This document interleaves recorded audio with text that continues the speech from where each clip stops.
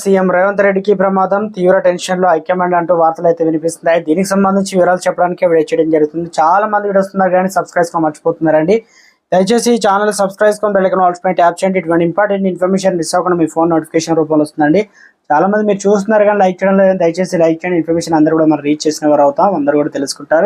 లోక్సభ ఎన్నికల వేళ రాజకీయాలు రసవత్తంగా సాగుతున్నాయి. దేశవ్యాప్తంగా రాజకీయ పార్టీలు ప్రచారం ఓరెత్తున్నాయి. ఈ క్రమంలో కేంద్ర మంత్రి అమిత్ షా ఫేక్ వీడియో ఒకటి సోషల్ మీడియాలో చెక్కలు కొడుతుంది.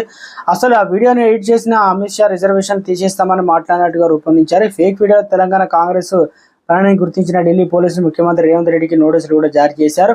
కేంద్ర మంత్రిత్వ శాఖ ఫిర్యాదుతో అమిత్ షా ఫేక్ వీడియోలపై ఢిల్లీ స్పెషల్ పోలీసులు దర్యాప్తు చేపట్టారు. ఈ వీడియో ఏప్రిల్ 23న తెలంగాణలో పర్యటించిన సమయంలో అమిత్ షా మాట్లాడినప్పటి నుంచి గుర్తించారు. రాజ్యాంగానికి విరుద్ధంగా కల్పించినటువంటి మతపరమైన రిజర్వేషన్లు రద్దు చేస్తామని అమిత్ షాను మాట్లాడారు. కానీ మొత్తం రిజర్వేషన్లే రద్దు చేస్తామన్నట్లు వీడియోనైతే సృష్టించారు. అమిత్ షా ఫేక్ వీడియోను తెలంగాణ కాంగ్రెస్ మొదట సోషల్ మీడియాలో పోస్ట్ చేసినట్టు పోలీసులు అయితే గుర్తించారు. దీంతో పిసిసి అధ్యక్షుడు సీఎం రేవంత్ రెడ్డికి సమన్లు అయితే జారీ చేశారు. ఐటీ చట్టం సెక్షన్ 66C కావచ్చు, పాటు Indian penal code IPC 153, 153A, 465, 469, 171 సెక్షన్ల కింద కేసు నమోదు చేశారు.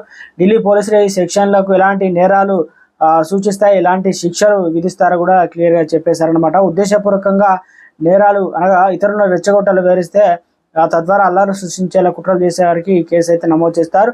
ఈ కేసులో 3 ఏళ్ల జైలు శిక్ష, ₹1,00,000. ఇక 153 సెక్షన్ కింద ఇక మొత్తానికి ఇక్కడ చూసుకున్నట్లయితే మధ్య శత్రుత్వంలో వివరిస్తే 1 ఏడాది జైలు శిక్ష అయితే విధించబోతున్నారంటూ. ఇక 465 సెక్షన్ ప్రతిష్ట ఏదైతే ఉద్దేశపూర్వకంగా ఎలక్ట్రానిక్ రికార్డును ఫోర్జరీ చేసిన ప్రతిష్ట భంగం కలిగించే వారికి దీనికి 3 ఏళ్ళు జైలు శిక్ష.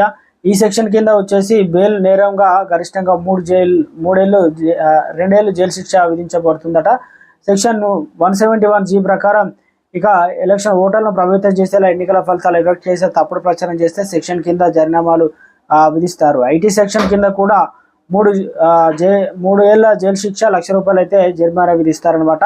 తెలంగాణ సీఎం రేవంత్ రెడ్డితో పాటు రాష్ట్ర Congress social media in-charge Manne Satish కూడా ఢిల్లీ పోలీసులు నోటీసులు జారీ చేశారు. మే 1న విచారణకు హాజరు కావాల్సిందని పోలీసులు కోరినట్టు సమాచారం. అయితే తనకు ఢిల్లీ పోలీసులు నోటీసులు ఇవ్వడంపై రేవంత్ ఘాటిగా స్పందించారు. బీజేపీని ప్రశ్నించేందుకు తనకు నోటీసులు ఇచ్చారని, ఎన్నికలు రాగానే ఈడీ, ఇన్కమ్ ట్యాక్స్, సిబిఐ వస్తుంటారని, ఇప్పుడు ఢిల్లీలో పోలీసులు వచ్చారని సోషల్ మీడియాలో పోస్ట్ పెట్టినందుకు తెలంగాణ సీఎంను అరెస్ట్ చేస్తామని బెదిరిస్తున్నారని, కానీ ఇలాంటి వాటికి తాను భయపడే వ్యక్తిని కాదని రేవంత్ రెడ్డి అన్నారు. ఇక దీనికి సంబంధించి మే 1 తారీఖున విచారణకు రావాలని, వాడిని ఎలక్ట్రిక్ వస్తువులు అవన్నీ కూడా వీడియో ఫుటేజ్ ఆధారాలు కూడా తీసుకొని రావాలనే విధంగా పోలీసులు అయితే నోటీసులు అయితే సమన్లు జారీ చేశారు.